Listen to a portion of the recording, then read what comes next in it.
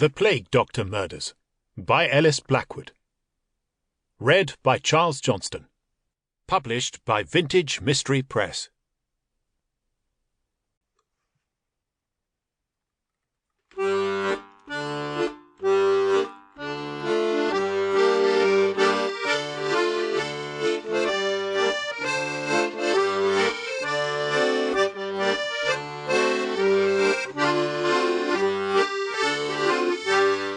Chapter 1. Return to London. Ensconced in the Huntingdonshire countryside many miles from London, Abby and Jacob had no idea they'd escaped the most devastating fire the city had ever witnessed. "I was obliged to bury my Parmesan cheese in the garden," Mr. Pepys told them, mopping his brow at the memory. The dense wheel of cheese had simply been too heavy to carry to safety. Samuel Pepys was returning to London by coach from Brampton.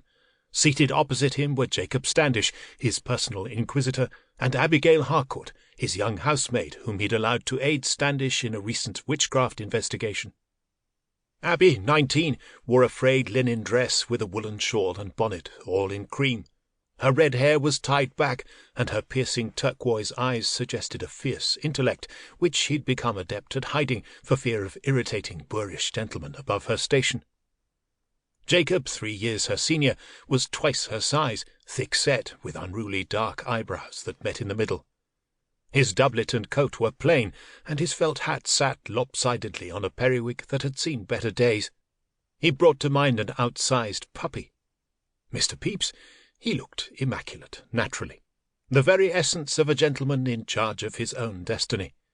Yet there was something about his general disposition, the flushed, rounded cheeks, the eager expression that spoke of joy and humanity within, not often found in men of his standing.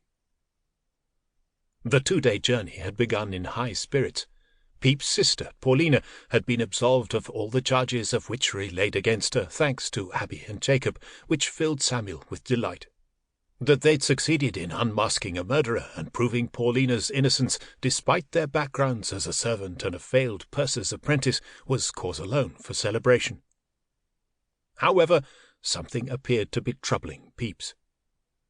Abby and Jacob had departed London for Brampton on the day the fire started, Sunday the 2nd of September, 1666.